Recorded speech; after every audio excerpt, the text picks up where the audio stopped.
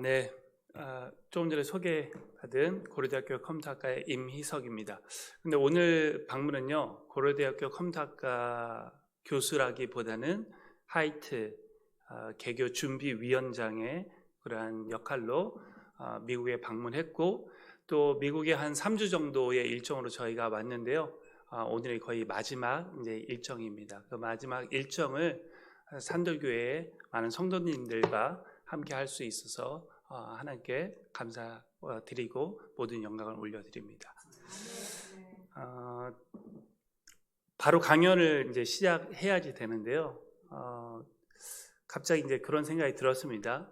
우리 설립자 장로님 말씀하시는 걸 듣고 제 마음속에서도 이제 같이 이 길을 이렇게 걸어갈 때 저 안에도 많은 좀 부대낌도 있고 쉽지 않은 이러한 상황들도 있고 여전히 좀 기도하고 있는 이런 가운데인데 여기 계신 분들은 저보다 대체적으로는 연배가 다 많으신 분들이실 것 같으세요.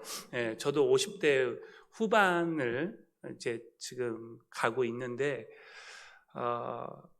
이렇게 살아보는 것도 좋은 것 아닌가? 그런 생각이 들었습니다.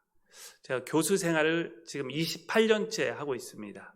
그리고 28년째 교수 생활을 하다 보니, 그리고 고려대학교에서 하나님께서 은혜를 주셔서 고려대학교 또 대한민국의 인공지능 사회에서는 그래도 인정을 받고 있는 이런 교수로서 살고 있는데, 그냥 이렇게 살면 나머지 정년 퇴직할 때까지 그냥 편히 어찌 보면 안주하면서도 살 수 있겠다, 이런 생각들이 좀 많이 들었거든요. 대부분 교수들은 50대 후반에서 60대 초반을 가장 꽃다운 시기라고 합니다. 왜냐하면 그때 정도가 되면 이제 관록도 생기고 사람들에게 명성도 쌓이고, 그래서 본인이 하고 싶은 것들은 특히 대한민국의 교수 사회에서는 그 정도 연배가 되면 많은 것들을 할 수 있거든요. 그냥 꽃다운 이런 시간인데 새로운 것을 이렇게 한다고 하는 것이 쉽지 않았는데, 우리가 안개같이 있다가 사라지는 이 세상에서, 그리고 또 하나님께서 이곳에 목적이 있어서 보내셨는데, 내가 이것으로만 끝내는 것이 내 인생의 목적이 아니면 내가 주님 앞에 갔을 때 어떨까? 그런 마음이 많이 들었습니다. 그리고 안정된 삶을 사는 것이 우리 인생의 성공의 기준인 것인가? 그런 생각을 해볼 때 그렇지 않다. 하나님께서 기뻐하시는 삶을 사는 게 우리 인생의 성공의 기준이고 그것이 목표이다.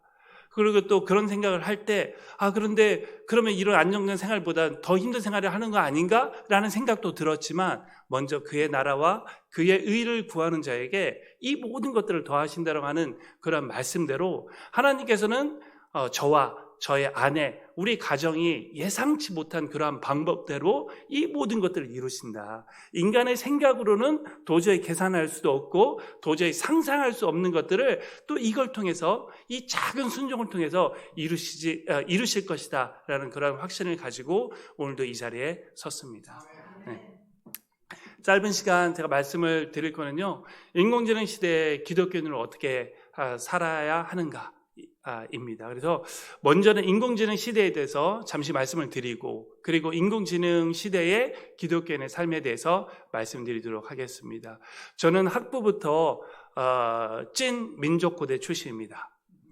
학부 고려대학교를 나왔고요, 석사를 또 고려대학교에서 했고, 또 박사도 고려대학교에서 했습니다. 그런데도 하나님의 은혜로 하버드, MIT, 스탠포드를 나온 제 주변에 있는 많은 사람들도 사실 가지 못하는 고려대학교의 교수로서 살면서, 그냥 교수로 사는 게 아니라 내가 크리스천 교수로 살아야지, 제대로 하지 못하지만 그렇게 여태까지 살고 있고, 그걸 통해서 하나님께서 많은 은혜를 주셔서 영구적인 업적들 많이 이루었고요, 많은 책들도 썼고 또 여러 가지 강연도 많이 다니고 했었습니다. 근데 요즘은 이제 대중적인 강연은 잘 안 하려고 합니다. 안 하고 시간도 없고, 하지만 이제 의미가 있는, 특히 교회와 이런 곳에서 또 기독교인 다음 세대를 세우는 이런 곳에는 소수의 인원이 모여도 거기에 가서 제가 할 수 있는 것을 잘 나누려고 하면서 살고 있습니다.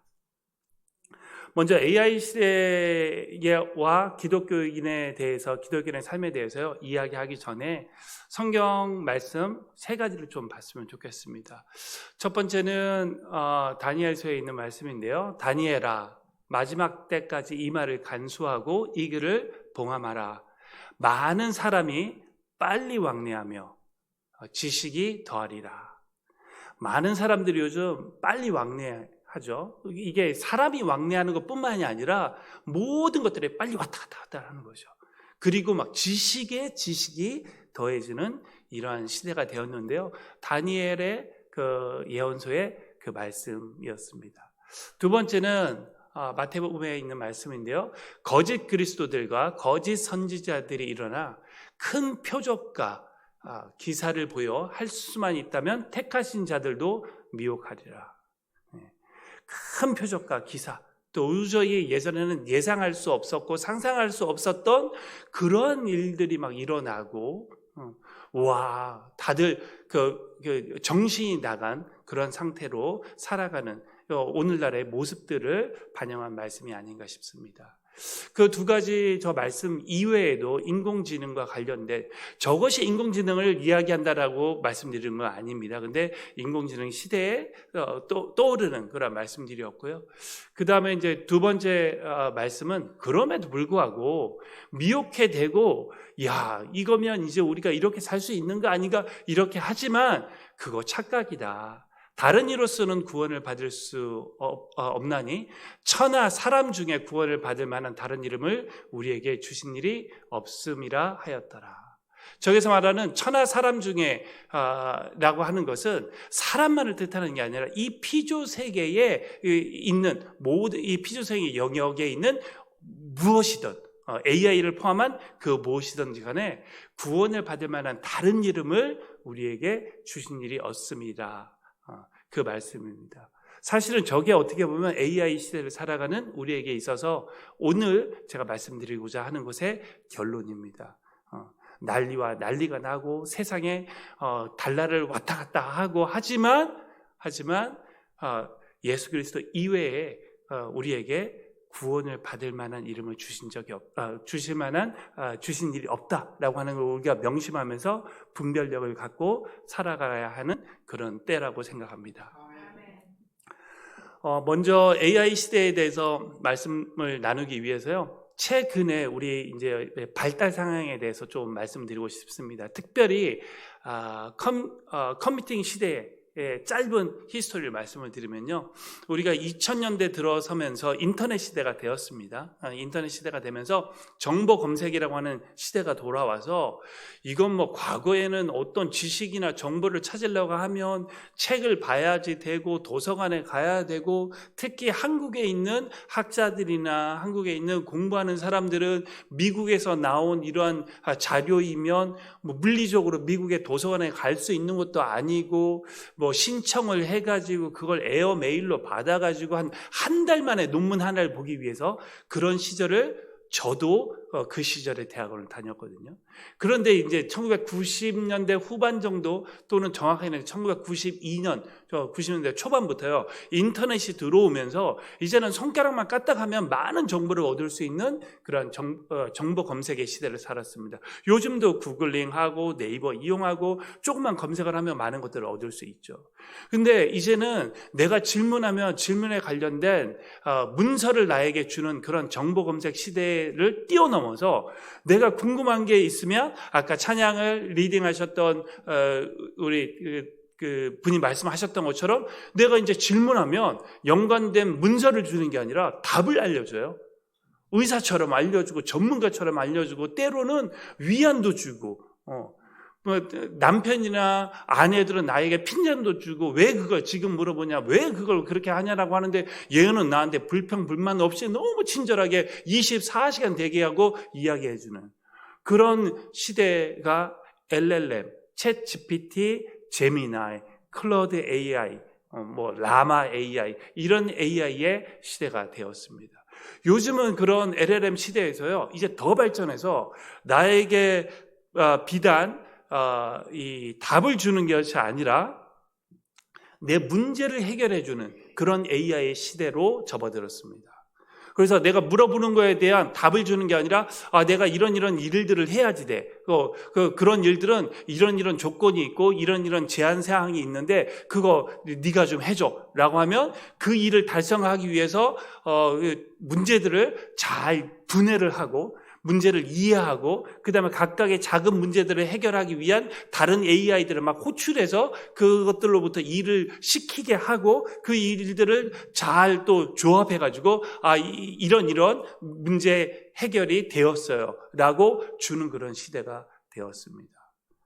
그러니까 이 불과 조금만 한 몇 년 시대만 하더라도 상상하지 못했던 이런 시대를 우리가 경험하고 살고 있습니다. 만약 제가 지금 말씀드렸던 이런 내용들을 아직까지 못하셨다라고 하면 나는 그런 거 못해요. 그런 사람은 요즘 없어요. 워낙에 쉽고 내 손자, 내 아들한테 물어볼 수 있는 사람이면 그냥 AI한테 물어보면 아들과 손자보다도 더 자세하게 친절하게 이야기해주고 내 문제를 해결해주는 그런 시대가 되었습니다. 즉 여기 계시는 어찌 보면 연세가 좀 많은 시니어들에게 새로운 시대가 된 거예요. 이제는 누구를 의지하지 아니하고 내가 열정이 있고 내가 하고 싶어하는 이런 의지가 있다라고 하면 나는 나이가 많아서 내가 느려서 나는 지식이 없고 어떤 기술이 없어서 못한다라고 하는 그런 시대가 아니에요. 이제는 젊은 사람들 못지않게 내가 의지만 있으면 무엇이든 할 수 있는 그런 놀라운 시대가 되었다라는 것이죠. 이러한 인공지능 시대를 저는 비교적 우리 인류의 문명 기술의 역사상 이야기할 수 없을 정도의 혁신적인 문명 기술 사회의 시대이다라고 저는 짧게 정의하고 싶습니다. 첫 번째는 일단 모든 이 세상에 있는 지식을 이제 내가 다 접할 수 있어요. 아주 순식간에. 예전에는 우리나라 국정원 또는 미국에 있는 CIA 정도에서나 접할 수밖에 없는 그런 지식을 이제는 누구나 가질 수 있는 세상이 되었습니다. 즉 그게 이제 지식이 편만한 그러한 시대가 되었다는 거죠. 이제 누구나 너무나 똑똑해요.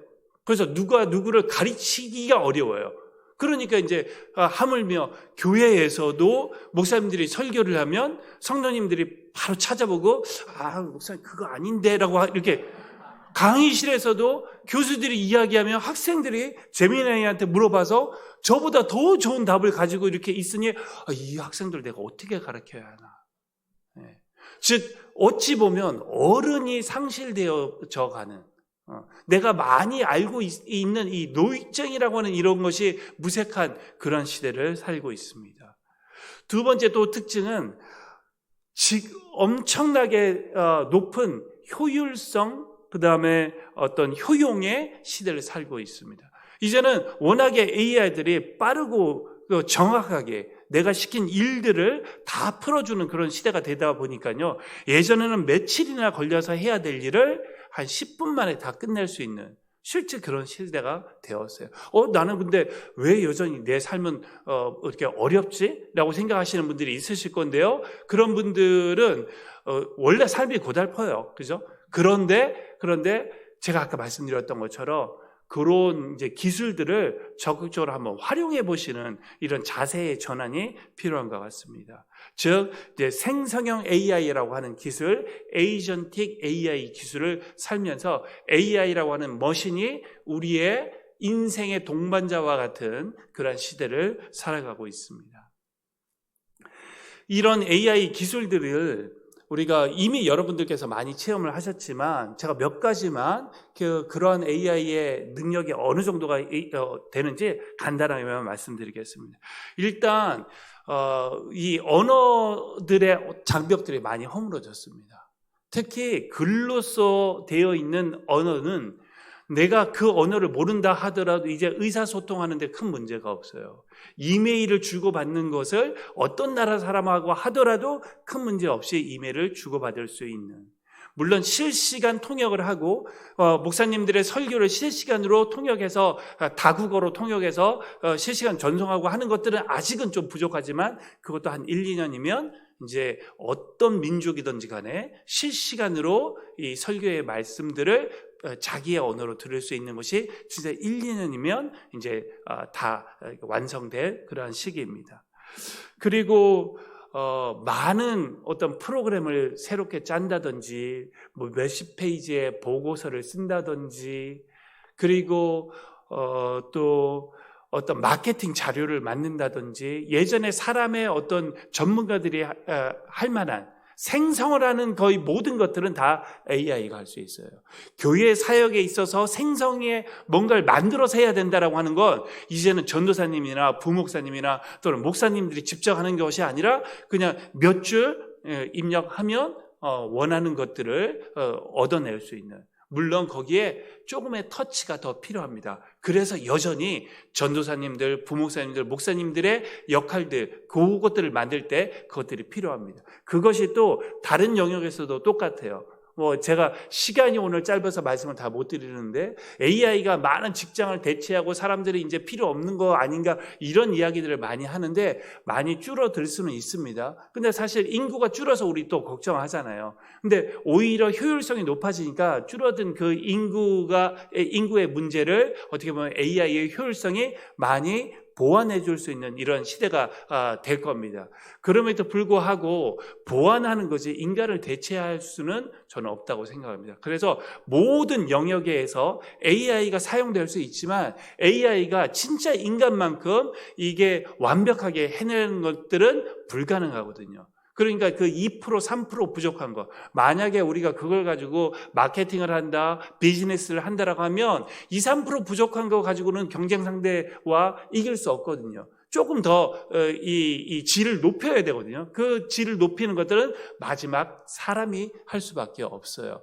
근데 그 사람이 그냥 아무리 AI를 이용해서 내가 모르는 분야의 일들을 해낸다 하더라도 그 2, 3%를 메꾸려고 하면 그 분야를 알고 있는 사람만이 그 2, 3% 부족하다는 걸 알 수도 있고 그걸 채울 수 있거든요. 그렇기 때문에 여전히 그 분야의 전문가는 필요할 수밖에 없는 거죠. 그래서 AI 시대에 AI가 우리 사람을 대체하는 것이 아니라 AI를 잘 활용할 수 있는 내 주변에 있는 다른 사람이 나를 대체하는 거죠. 그렇기 때문에 여전히 우리는 우리의 각 사람의 영역에서 전문가다운 그러한 삶을 살 때 아무리 AI 시대가 도래하더라도 우리의 경쟁력을 우리가 갖출 수 있고 그것이 바로 또 크리스천의 삶으로서 우리의 각 영역에서 정복자의 삶을 사는 또 충만한 삶을 살아가는데 어찌 보면 더 좋은 시대가 되었다고 할 수 있습니다. 또 워낙에 이제는 기술이 좋다 보니까요, 아이디어만 있으면 혼자서도 창업을 해가지고 큰 회사를 만들 수 있는 이런 기회의 시대가 되었습니다. 실제 한 사람이 한 2만 불을 가지고요 6개월 동안 AI 에이전트를 이용해서 창업을 해서 서비스를 만들고 한 것이 미국에서요 최근에 가치 평가를 받은 게 그 회사가 1년이 안 됐는데 1.8 빌리언의 가치가 되는 회사를 만들었어요. 2만 불을 가지고 혼자서 에이전트를 가지고. 그러니까 어찌 생각해보면 진짜 기회의 시기가 또 된 것이라고 할 수 있습니다. 자, 그러면 이런 AI들이 이렇게 들어오면서 진짜 우리에게 좋은 것만 있는 건가? 자, 일단 좋은 것들은 제가 말씀드렸죠. 엄청나게 빠른 효율성을 우리가 만들어낼 수 있었다. 그 다음에 단시간 내에 우리가 원하는 어떤 정보들을 습득할 수 있다. 또 생성하는 것들은 대부분 다 사람의 힘든 노력 없이 무엇이든지 우리가 만들어낼 수 있다. 그래서 너무나 좋은 것 같지만 기술이 다 좋은 것만은 아니거든요. 기술을 볼 때 과연 그것은 우리의 삶에 있어서 무엇을 빼앗아 갔나, 그것들을 또 잘 볼 수 있어야 되고, 그거를 볼 수 있어야지만 그런 일들이 발생하지 않도록 우리가 막고 그다음에 기술을 만들 때부터 우리가 그것들을 대비할 수 있거든요. 일단 AI 시대에 있어서 불가능하고 어렵게 된 것들을 몇 가지 말씀을 드리면요. 사람들이 깊은 사고하는 능력들을 자꾸 잊어버립니다. 또 독서하는 능력을 잊어버려요. 독서하고 깊이 생각해가지고 답을 찾고 그러는 것이 아니라 이제 손가락 까딱해서 물어보면 너무나 자세하게 이야기해 주니까요. 그러니까 자기가 생각을 하려고 하지 않는 거죠.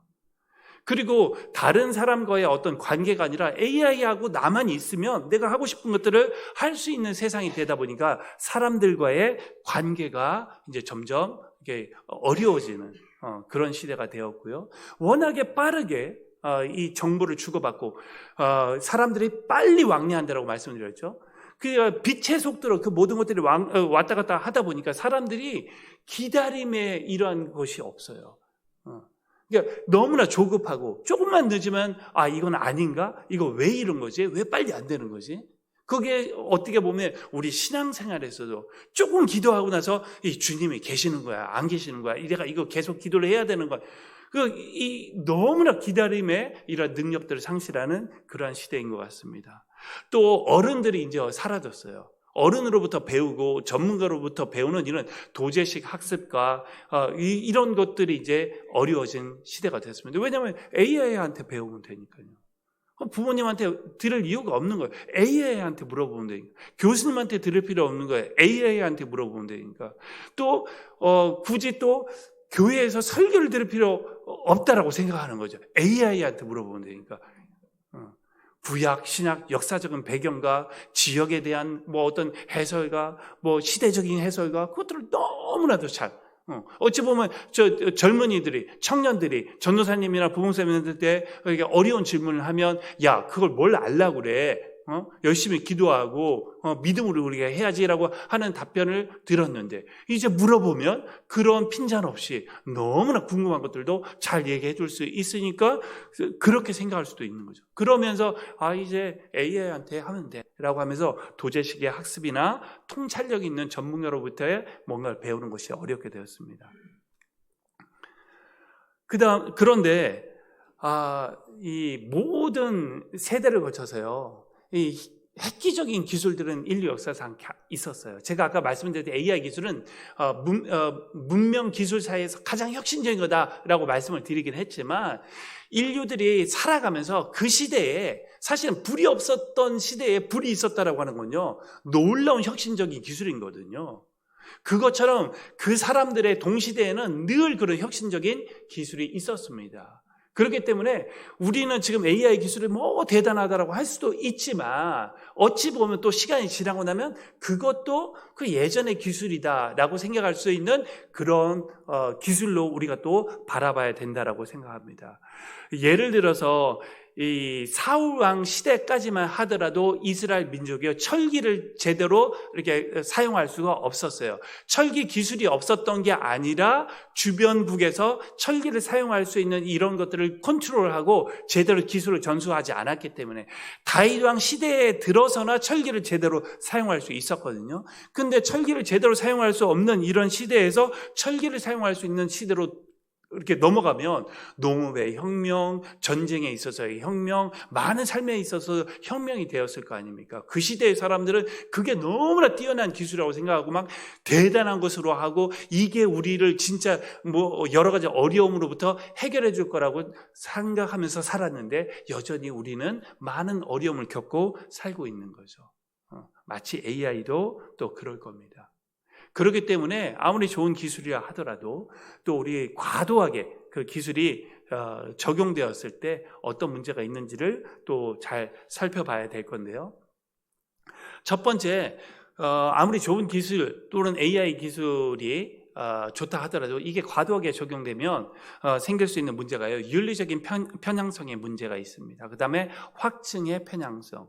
왜냐하면 이 AI 기술이 맞춤형 기술이라고 하는 것이 AI 기술에 있어서 아주 중요한 기술이거든요.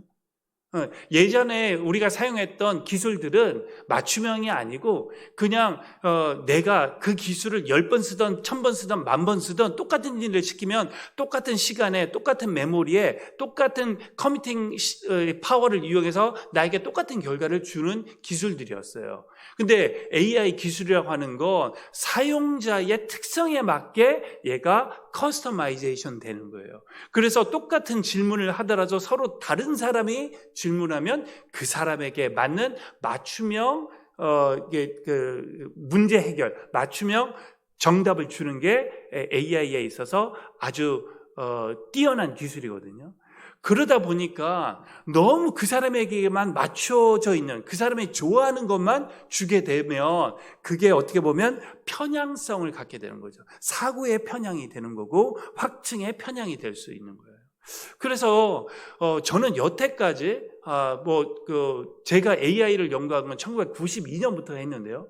여태까지 맞춤형 기술을 연구하는 것들에 많은 시간을 보냈는데 요즘은 이제 덜 맞춤형으로 가야 되나? 가끔은 사용자의 성향을 다시 셔플링 해가지고 다른 것들도 또 볼 수 있도록 해줘야 되는 거 아닌가? 이런 생각들이 이제 오히려 듭니다. 그러면 어떻게 다시 한번 초기화해가지고 이렇게 해야지 될까? 그런 생각을 할 정도로 너무나 편향된 그러한 어떤 위기에 놓여 있다고 이야기할 수 있습니다. 그 다음에 워낙에 뛰어나게 진짜처럼 만들다 보니까요, 가짜 뉴스, 가짜 동영상, 그것들을 통해서 선동하고 사기를 치는 그런 문제들이 생겨서 이제는 도저히 진리가 무엇이냐, 도대체 사실이 무엇이지? 라고 하는 것을 혼동할 정도의 포스트 트루스라고 하는 그런 시대를 살아가고 있는 것 같습니다. 도대체 진리가 뭐지? 이런 혼돈의 시대를 살아가고 있는 것 같아요.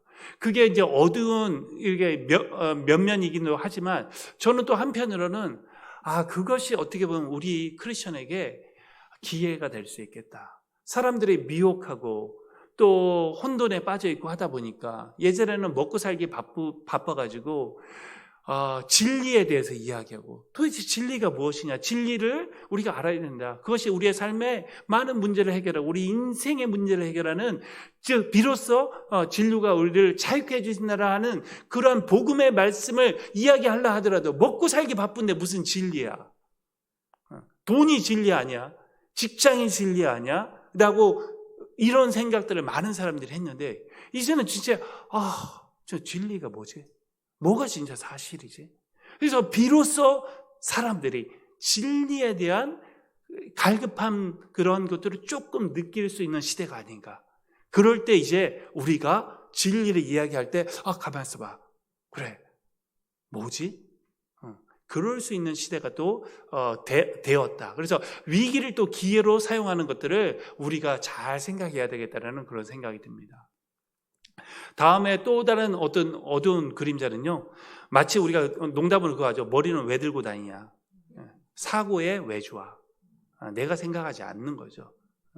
우리가 도움을 받을 수는 있기는 하지만 우리가 주체이잖아요. 우리가 주인이잖아요. 하나님께서 피조세계 모든 것들을 우리에게 맡기셨기 때문에 우리가 주인이죠. 그렇기 때문에 우리가 진짜 머리를 왜 들고 다니냐 그런 생각이 아니라 그것들을 종처럼 부려야 되는 거죠. 우리가 그것들을 자꾸 따라가면 따라가는 사람이 종인 거죠. 앞에 있는 사람이 주인인 거고, 자칫 잘못하면 그런 기술의 종로로 타는 그런 삶을 살 수 있는 것, 그게 어두운 그림자 중에 하나이고요. 또 워낙에 기술이 발전하다 보면 감시사회, 사생활이 다 노출되고 하는, 특히 중국 같은 경우에는 전 세계적으로 가장 많은 CCTV가 설치되어 있고 그냥 카메라가 아니라 딱 보면 저 사람이 누구이고 저 사람 나이가 몇 살이고 저 사람의 신분까지도 다 드러나는 그 모든 것들이 다 드러나는 이런 시대에 살면서 마치 동물동장에 나오는 빅브라더와 같은 그러한 류의 존재가 탄생할 수 있는 그런 어려움도 있는 것 같습니다. 자, 조금 전까지는 이제 AI에 대해서 아주 간단하게만 말씀을 드렸고요. 그런 AI와 그러면 기독교는 어떠한 상관이 있을까? 그거를 좀 말씀을 드리면요. 먼저 여기 계신 분들 중에는 AI 기술들을 많이 써보신 분들도 있고 여전히 쓰지 않는 분들도 있고 내가 죽을 때까지는 안 쓴다라는 분들도 있고 쓰던 말던 난 상관없다 뭐 이런 류의 분들이 계실 거예요. 그게 네 가지 부류입니다. 첫 번째는요, 무조건 반대하는 거예요. 그거는 인류를 해롭게 하는 거야. 그거는 적그리스도와 같은 그런 거야. 그렇기 때문에 우리는 그거를 개발을 최대한 늦춰야 되고 반대해야 돼. 무조건 반대하는 거죠. 그런 부류가 있을 수 있고요. 두 번째는요, 무비판적으로 수용하는 겁니다. 기술은 무조건 좋은 거야. 그냥 테크놀로지 임퍼레티브 한 거죠. AI 임퍼레티브 한 거죠. AI 기술, 최신 기술은 무조건 좋은 거야. 해서 무조건 수용하는 그러한 분들이 있을 수도 있어요. 그 다음에 세 번째 부류는 그냥 무관심해요. 몰라. 나는 그런 건 모르겠고, 그건 하는 사람들이 하는 거고, 나는 그냥 내 길을 가겠다. 그런 부류가 있을 수 있습니다. 그 다음에 네 번째는 제가 권면하고 싶은 그러한 태도이고 그런 관점인데요. 하나님께서 AI 기술도 우리에게 주신 것이거든요. 우리가 어떻게 AI라고 하는 것들을 만들 수 있는 지혜를 얻을 수 있겠습니까? 지혜를 누가 주셨겠어요? 알고리즘을 만들 수 있는 그러한 지혜는 오직 하나님께서 인간을 하나님의 형상으로 지으시면서 하나님의 지혜를 우리에게 주셨기 때문에 우리가 가능하잖아요. 아니, 우리가 이 글로 쓰여져 있는 인쇄물로 되어 있는 이 글이라고 하는 걸 보고 어떻게 우리가 지식을 얻을 수 있는 거죠? 왜 원숭이나 개는 글을 보여줘도 개들은 이해를 못하는데 어떻게 인간은 그거를 읽고 우리가 지식을 얻을 수 있을까? 하나님께서 우리로 하여금 지식을 알 수 있는 그런 능력을 주셨기 때문에 그게 가능한 한 것이거든요.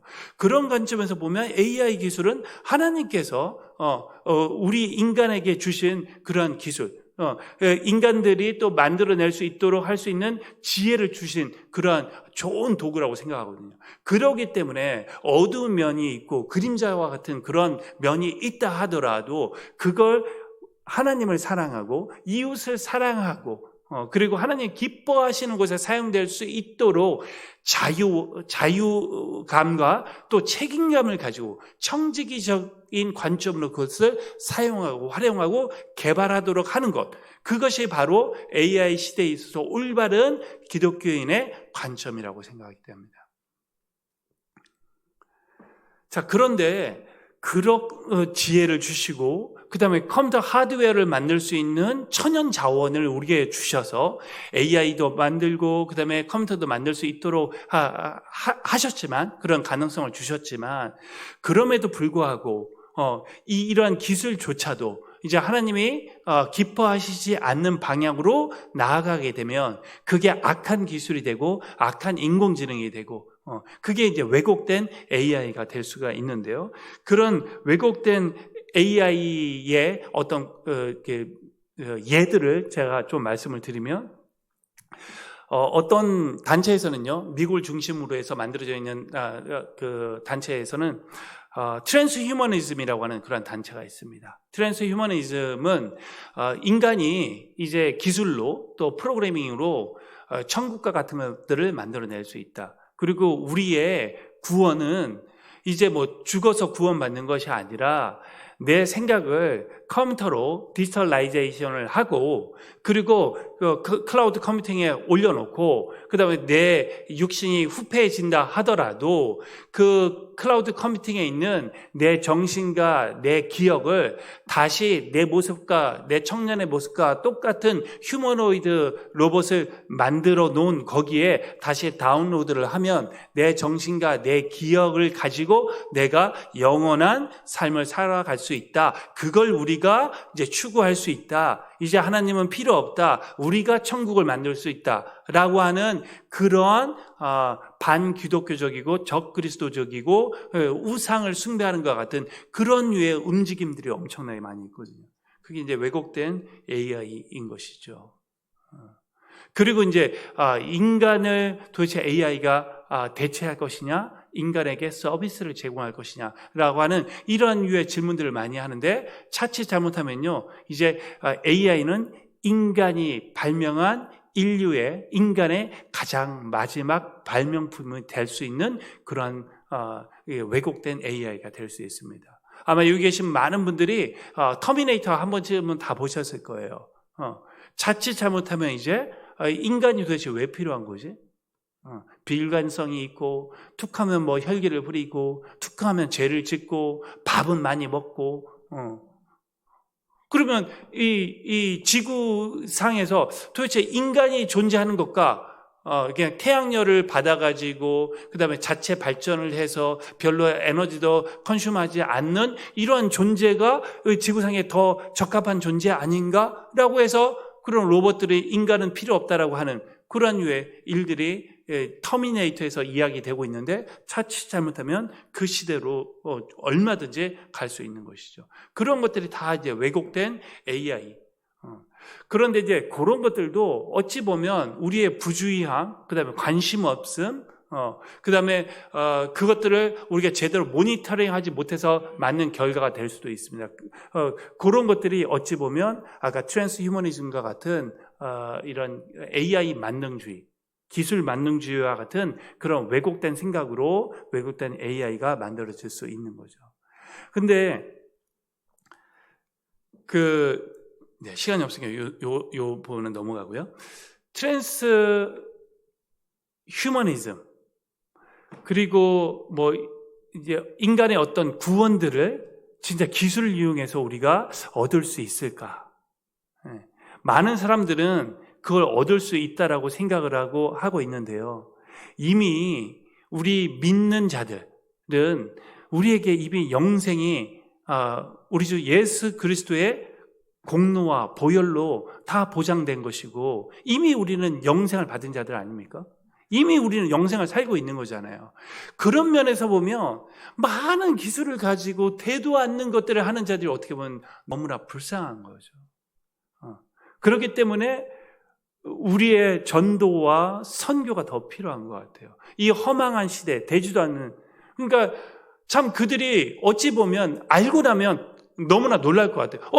구원이 또 영생이 이렇게 주어질 수 있는 거야? 우리는 영생을 하기 위해서 이렇게 많이 막 프로그래밍을 하네, AI를 만드네, 그래서 우리의 생각을 컴퓨팅에 올리네 하고 있는데 예수님이 이미 그 문제를 다 해결한 거야?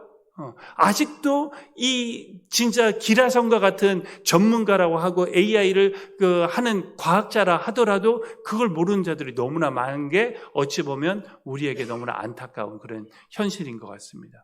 그래서 이 시대에도 진짜 복음이 무엇인지를 우리가 진짜 부지런히 전해야 되는 것이 우리의 소명과 사명이 아닌가 싶습니다. 그것이 우리의 기독교인의 삶 중에 하나라고도 할 수 있는데, 제가 이제 기술에 대해서도 말씀드렸고, 가능성에 대해서도 말씀드렸고, 왜곡된 거에 대해서도 말씀드렸고, 그 다음에 잠깐은 직장에 대한 것도 말씀드렸는데, 자녀분들이 계시다라고 하면 걱정하지 말라고 하세요. 그냥 너 하는 곳에서 네 것들을 열심히 하면서 AI를 잘 활용하고, 그것들을 거번하는 자로 살아가면 그들은 진짜 경쟁력이 있는 자들로 살아갈 수 있거든요. 근데 그런 어떤 혼돈의 시대에 도대체 이 기독교인들은 도대체 어떻게 살아야 될까? 성도님들도 한 번씩은 다들 생각해 보셨을 거예요. 진짜 그러면 우리는 이제 정신이 없는 거죠. 막 여기서 이렇다 저렇다 눈 뜨고 나면 또 새로운 것들이 나오고 도대체 이걸 배운다 싶으면 새로운 것이 또 나와서 이걸 또 배워야 되나? 막 이런 너무나 바쁜 또 스피디한 이런 시대를 살아가고 있는데요. 그런데 아무리 기술이 발전하고 아무리 무엇이 나온다 하더라도요, 하나님께서 우리에게 주신 사명은, 변하지 않는 사명은 문화명령, 창세기 1장 28절에서 하나님께서 주신 말씀, 우리를 축복하시면서 생육하고 번성하고 땅에 충만하고 땅을 정복하라. 바다에 있는 물고기와 하늘에 있는 나는 새와 그리고 땅에 움직이는 모든 것들을 다 다스리고 정복하라. 하나님께서 우리에게 청지기적인 사명을 주시면서 그리고 너희들 각각에 있는 그곳에서 정복자의 삶을 살아라. 그래서 그곳에서 빛이 되고 그것에 소금이 되는 그러한 삶을 살아라. 그것이 우리에게 주어진 문화 명령 아닙니까? 그 명령은 변함없이 면면히 흘러간다고 생각합니다. 그 다음 두 번째 또 크게 주신 것들은 마음과 뜻과 힘과 몸과 모든 것들을 다해서 내 하나님을 사랑하고 그것과 같이 내 이웃을 사랑하라고 하신 그 큰 계명, 그것은 AI가 대신할 수 없거든요. 그건 우리에게 주신 사명이고 그 어떤 기술로도 할 수 없는 것임을 우리가 확신해야 된다고 생각합니다. 그리고 예루살렘과 온 유대와 사마리아 땅끝까지 이르러 내 증인이 되어라 라고 하신 그 대위임령, 그리고 아버지, 아들과 성령의 이름으로 세례를 주고 내가 너에게 가르쳐 분반 모든 것들을 가르쳐 지키게 해라 라고 하는 그 말씀, 그것이 어떠한 시대를 살아가는 어떠한 성도님들에게도 우리에게 주어져 있는 것이다라고 하는 중심을 확실하게 잡아야 되는 것 같습니다. 그런 시대를 살아가면서요, 저는 다음 세대에 대한 교육들을 많이 고민하는 사람이고 교수이기 때문에 그러한 교육과의 관점으로 한번 더 말씀을 드리고, 이건 어찌 보면 우리 자녀들 교육 또는 교회 학교의 교육 또는 고등교육에도 다 해당 사항이 있는 것 같습니다. 제가 AI 시대가 기술이 지식이 편만한 시대라고 말씀드렸잖아요. 그렇죠? 그렇기 때문에 이제 누가 누구보다 지식을 더 많이 가지고 있고 정보를 더 많이 가지고 있다는 건 절대로 경쟁력이 될 수 없어요. 어떤 기술을 가지고 있고 프로그램 코딩을 잘하고 내가 그림을 잘 그린다라고 하는 것도 별로 경쟁력이 되는 그런 시대가 아닙니다. 그것이 우리 기독교인들에게 또 기독교 학교에게 또 교회 학교에게 아주 좋은 기회가 될 수 있다고 생각합니다. 왜냐하면 이 시대가 진짜로 이제는 요구하는 것은요, 문제를 해결할 수 있는 능력, 깊은 사고를 할 수 있는 능력, 그리고 AI 기술을 잘 활용하려고 하면 걔한테 잘 시켜야 되거든요. 잘 지시하고 얘가 한 것을 잘 했는지. 그래서 제가 아까 전문가들이 필요하다고 했잖아요. 잘 지시에는 전문가가 잘할 수 있는 거예요. 그 도메인의 전문가가. 그 도메인을 모르는 사람은 어떻게 그 도메인의 일을 잘 지시할 수 있겠어요. 그리고 한 그 결과를 잘 검토할 수 있는 능력, 그리고 영적인 분별력, 그 다음에 성숙한 영성, 이것들이 이 시대의 다음 세대들이 진짜로 필요하는 핵심적인 능력입니다. 그렇기 때문에 우리가 두려워하거나 이게 아닌가 보다라고 생각하는 것이 아니라 우리가 말씀으로 자녀들을 교육을 하고 진짜 하나님과의 친밀한 관계, 그리고 그의 나라와 그의 의를 구하는 삶이 어떤 직업을 갖던 내가 무엇을 하든지 간에 인생에 있어서 가장 성공한 인생이다라고 하는 것을 확신하면서 우리가 자녀들을 기를 때 이 모든 것들이 자연스럽게 갖춰지면서 그들이 조만간 진짜 사회의 리더로 세워지면서요, 세상이 깜짝 놀라요. 숨겨지지 않는 그런 도성들이 될 것으로 생각이 됩니다. 그런데 그런 것들을 알지만 우리가 실천 원칙들이 몇 가지가 있어야 되잖아요. 우리가 그렇게 가르쳐야 되고 우리 자신도 그렇게 살아야 되지만 몇 가지 실천 원칙을 좀 말씀을 드리면, 첫 번째는 우리가 이 기술로부터 많은 경우 방해받거든요. 우리는 하나님과 관계하도록 우리의 인간의 인간다움은 도대체 뭘까 생각을 해보면요, 우리 다 인간이잖아요. 근데 인간의 인간다움은 도대체 뭐지?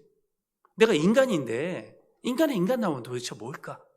그것들을 생각해 볼 때 인간의 인간다움은 일단 이마고 데이, 하나님의 형상, 그게 가장 인간다움이거든요.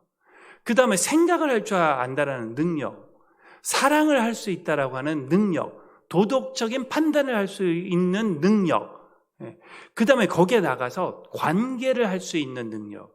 거기서 말하는 관계는 하나님과의 관계, 내 이웃, 그 다음에 내 가족들과의 관계, 그리고 이 피조세계와의 이 관계, 그 능력이 있는 그런 것들이 우리가 인간다움이라고 할 수 있는데, 앞에서 말씀드렸던 여러 가지 문제점 중에 그런 인간다움들을 상실케 하는 것들이 많이 지금 일어나고 있잖아요. 그 중에 아까 관계의 어떤 어려움을 말씀드렸잖아요. 그 관계의 어려움이 사람과의 어려움뿐만이 아니라 우리가 하나님과의 관계에도 어려움이 있는 경우들이 아주 많이 있어요. 왜냐하면 계속해서 뭘 하려면 카톡, 뭐 하려고 하면 또 유튜브에 뭐 쇼폼 생각나서 그거 보고, 기도만 하려고 하고 뭔가 하나님과의 관계를 하려고 하면 왜 이렇게 평소에는 관심이 없었던 기사거리가 막 생각이 나고 하는지. 그래서 늘 우리가 AI, 그 다음에 알고리즘 또는 컴퓨팅 기술에 자꾸 이렇게 방해받는, 그래서 때로는 언플러그드하는 의식적으로. 그래서 오직 주님과 우리가 이렇게 어텐티브한 그러한 실천 제사가 필요하고요. 그걸 통해서 말씀과 기도의 깊은 어떤 묵상들 통한 그거는 세상적으로 생각해도 좋아요. 그걸 통해서 우리가 깊은 사고력을 가질 수 있고 독서의 능력을 가질 수도 있고, 그리고 세상이 이야기하는 그런 능력을 갖기 위해서 우리가 하는 건 아니지만 세상적으로 봐서도 그런 크리스천의 삶들이 아까 우리가 많은 그 AI 시대에 상실할 수 있는 그런 능력들을 우리는 더 강화시킬 수 있는 것이기 때문에 그렇다고 이야기할 수 있습니다. 그리고 AI 기술을 이웃을 사랑할 수 있는 도구로, 그럼에도 불구하고 우리가 헷갈리지 말고 오직 우리의 구원과 우리의 희망과 우리의 피난처와 반석과 우리의 구원이 되신 예수 그리스도에 집중하는 것, 그것이 그분이 유일한 해답이라는 걸 나도 확신하고 내 자녀도 확신하고 내 주변도 확신할 수 있도록 우리가 실천하는 것, 그런 것들을 우리가 바로 이제 선교와 전도의 삶이라고 이야기할 수 있는 거죠. 그러면서 또 요즘은 알아가는 것이 이제 너무나 좀 편한 세상이 되었거든요. 뭔가 알 수 있는 이제 그것이 너무나 쉬워졌다라고 말씀드렸잖아요. 그렇죠? 예전에는 목사님이나 전도사님이나 부목사님께 여쭤봐야지 겨우 들을 만한 이런 것들을 내가 물어보면, AI한테 물어보면 너무나 많은 것들을 가르쳐 주니까 난리지 또는 안다라고 하는 것이 너무나 쉽게 이렇게 얻을 수 있는 것이거든요. 이게 우리 신앙생활에서도 얼마나 대단한 것인지 모릅니다. 우리가 신앙생활을, 저보다 신앙생활을 더 많이 하신 분들이 계시겠지만 우리가 신앙생활을 생각할 때요, 뭐 방법이 있지 않잖아요. 뭐 정도가 있는 건 아니지만 대체로 볼 때 우리가 하나님과의 관계에 있어서 체험적인 경험이 아주 중요하거든요. 그래서 기도하고 그 다음에 하나님께서 주시는 어떤 은혜를 맛보고 때로는 우리가 병나음을 얻기도 하고 기도한 것들이 응답, 우리가 체험하는 거예요. 체험을 통해서 우리가 하나님을 아는 게 너무나 중요합니다. 그래서 성경에서는 계속 하나님을 알아라, 또 예수님을 알아라, 하나님의 뜻을 알아라. 이것들이 무지 많이 나옵니다. 거기서 말하는 안다라고 하는 것은 우리가 배워서 아는 걸 뜻하는 것이 아니라 히브리어 말로는 야다. 그 야다는 체험의 깊은 관계를 통해서, 마치 부부의 관계를 통해서 내가 그 사람을 알아가는 것 같은 그런 깊은 관계를 통해서, 그런 깊은 체험을 통해서 알아가는 것을 우리가 야다라고 이야기하는데, 그런 체험적인 것이 우리 신앙생활에 있어서 너무나 중요하잖아요. 그래서 우리가 많은 경우 그 체험들을 많이 추구하고 있는데, 우리가 진짜로 그 사람을 잘 알려고 하면요, 그 사람에 대한 또 다른 이 로고스적인 지식이 또 있어야 돼요. 마치 이 우리의 몸에 이렇게 난 어떤 그 두드러기 같은 이것이요, 저와 같은 사람은 뭐가 이렇게 낫나 보다라고 하지만 피부과 지식이 있는 사람은 그거는 뭔데, 그건 무슨 연고를 발라야 되고, 그다음에 그거를 그냥 놔두면 어떻게 되고 하니까 지금 그냥 놔두면 안 돼. 똑같은 걸 보더라도 그 지식이 있는 사람은 다르거든요. 그렇기 때문에 우리가 신앙을 우리가 가질 때 하나님에 대한, 이 말씀에 대한 지식이 있을 때 체험을 통해서, 그 지식을 통해서 이 두 가지가 융합돼서 진짜 굳건한 믿음이 생길 수 있거든요. 그런데 이 AI 기술을 통해서 너무나 그것들을 잘 알 수 있으니까요. 그래서 성경 보실 때 옆에다가 이렇게 그 AI 모델을 두시고 궁금한 거 있으시면 물어도 보시면서 이렇게 하면 말씀이 저는 더 재밌고 더 많은 것들을 알 수도 있을 것 같아요.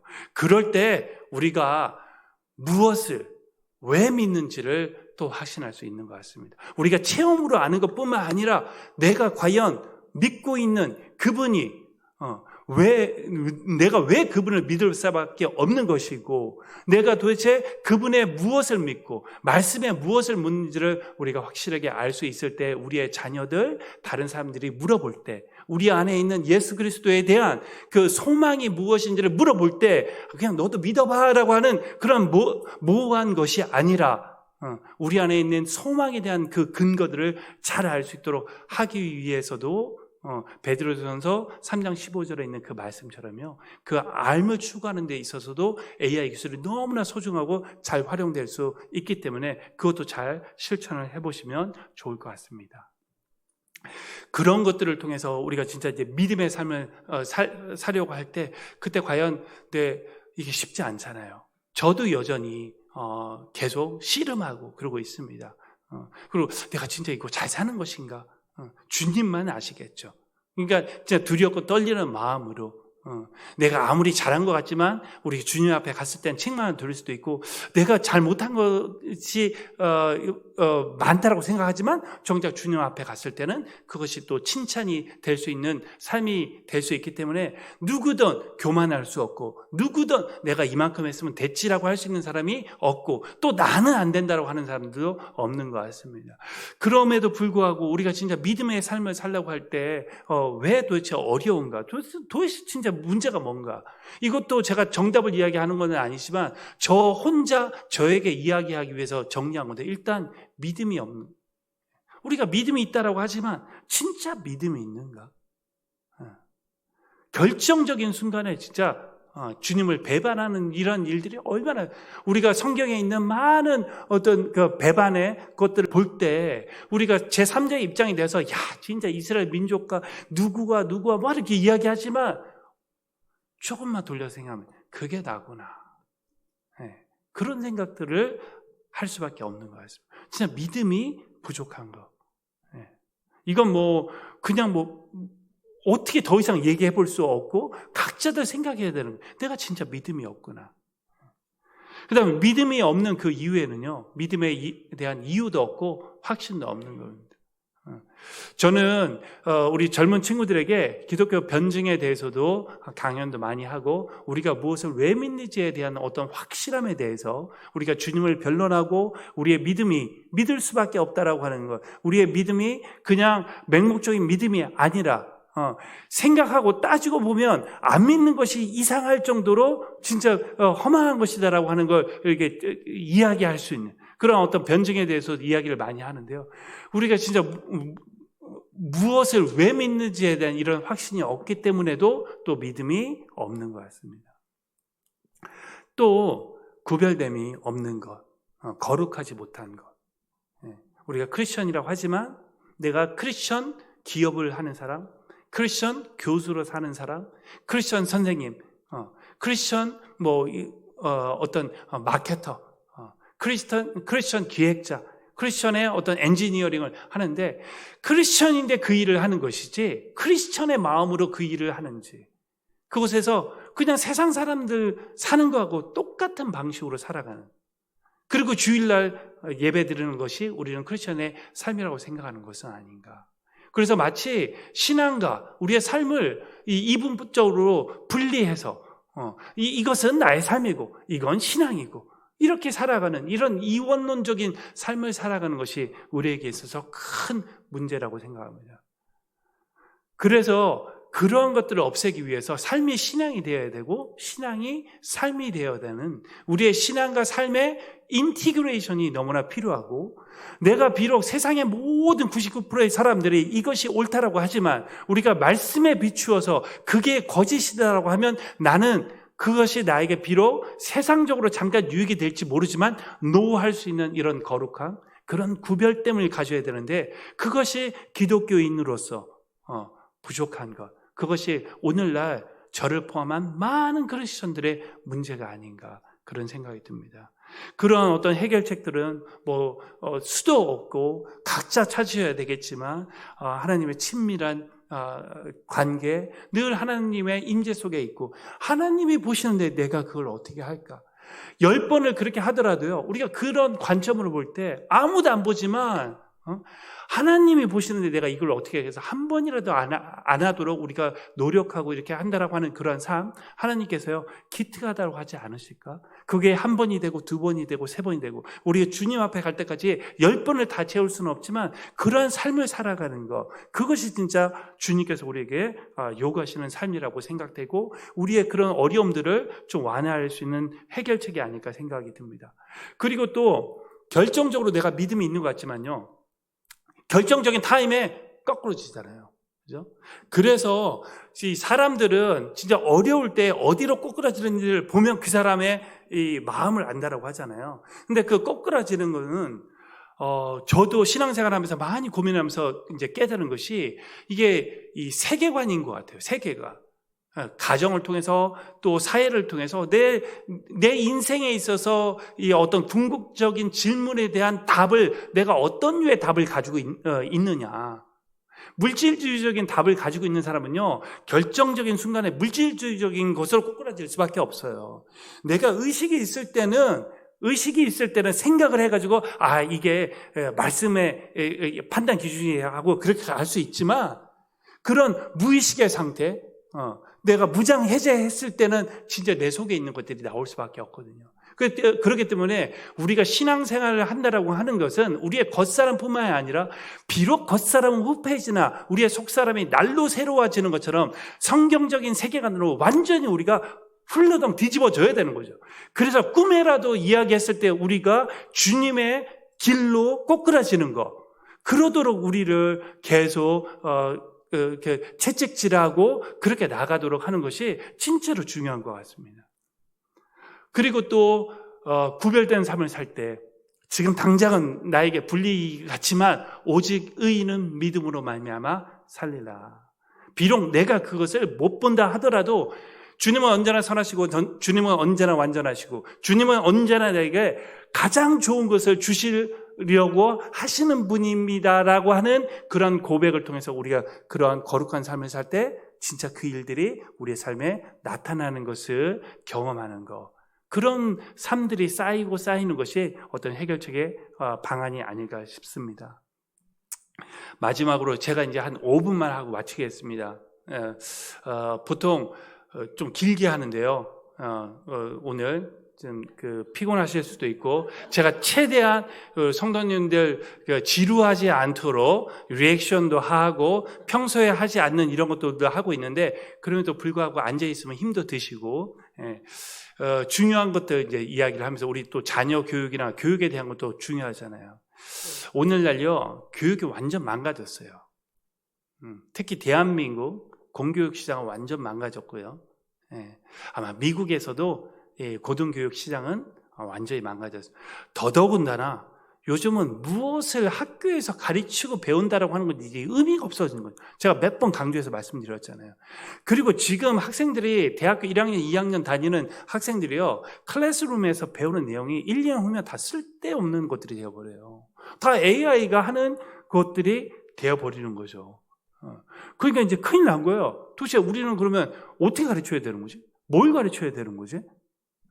이런 진짜 이 큰 어떤 위기 앞에 우리가 놓여 있습니다. 그럴 때 저는 미래 교육, 미래의 새로운 고등교육의 새로운 방정식을 우리가 만들어야 된다고 생각이 들고요. 그래서 미래의 어떤 새로운 교육의 방정식은 인간됨, 즉 온전한 영성과 인성과 덕성을 키우는 어떤 인간으로 키워내는 것, 거기에 우리가 AI 시대를 살아가면서 AI와 협력할 수 있는 능력, 그리고 그걸 통해서 우리 사람들이 필요로 하는 것들을 혁신적으로 만들어내는 능력, 그런 능력을 완비해서 내가 살고 있는 예루살렘과 온 유대에 로컬하게 임팩트를 미치는 것뿐만이 아니라 온 유대와 사마리아와 땅끝까지 이루는 글로벌하게 영향력을 미치는 글로컬한 임팩트를 미칠 수 있는 그러한 교육이 현재의 시대가 요구하는 교육이고, 교회에서의 교회 학교도 그것들이 너무나 강조돼야 되고, 부모님들도 국영수 위주로 공부하는 것이 아니라 진짜 그 소망은 이제 없는 거예요. 진짜 믿음으로 키우고 온전한 자로, 영성이 있는 자로, 분별력이 있는 자로, 하나님 앞에 무릎 꿇을 수 있는 자로 키우는 것이 진짜 자녀의 성공교육이고, 그런 자들이 진짜로 이제 일어날 거거든요. 그런 새로운 고등교육의 방정식을 말씀을 드리고 싶고, 그걸 위해서 아까 우리 설립자 김호성 장로님께서 말씀하셨던 것처럼 치앙라이, 태국의 북부 지역에 치앙라이라고 하는 곳에 헤브론 에이시아 인터내셔널 인스티튜트 오브 테크놀로지, HAIT, 하이트라고 하는 인공지능에 특화된 기독교 국제공과대학교를 설립 중에 있습니다. 200년 기독교의 역사상 1%도 안 되는 그 복음, 영적으로 캄캄한 그곳에 진리의 등대와 같은 역할을 할 수 있고, 조금 전에 말씀드렸던 것처럼 온전한 인성과 영성과 덕성과 그리고 AI 기술을 겸비해서 차세대의 선교와 전도의 군사, 그리고 세상의 빛과 소금, 하나님 기뻐하시는 선교의 군대를 세우기 위해서 하이트가 열심히 지금 세워져 나가고 있습니다. 그래서 저희의 목표는 하나님의 깊은 관계를 통한 영성과 믿음을 갖추고, 이 시대가 요구하는 그런 최고 수준의 AI 역량을 갖춰서 문화명령과 큰 계명과 하나님의 대위임령을 완수할 수 있는 미래 세대를 키우는 그런 고등교육기관을 만드는 것이 저희의 목표이고요. 저희 학교에는 4개의 전공이 있습니다. AI for Intelligence Systems, AI for Cyber Security, AI for Robotics, AI for Business, 이 4개의 전공으로 저희가 개교 준비를 하고 있고요. 올 10월 정도에 태국 정부로부터 인가를 받아서 개교 예배를 드리고, 아까 말씀드렸던 것처럼 8월 달에 내년 8월 달에 신입생을 받아서 진짜 멋진 이 시대의 그리스도의 군사들, 시대가 요구하는 지성과 영성을 겸비한 이 시대의 부르심을 받는 그러한 자들을 키우기 위해서 열심히 하고 있고요. 이건 이제 몇 사람의 능력으로 할 수 있는 건 아닌 것 같습니다. 저도 이곳에 부족하지만 동참했던 거, 이건 진짜 하나님의 부르심 아닌가? 그리고 이렇게도 살아보는 거, 제가 처음에 말씀드렸던 것처럼 어려운 길일 수도 있는데 내가 쉬운 길만 가고, 주님께서도 그러셨잖아요. 좁은 길로 가라고.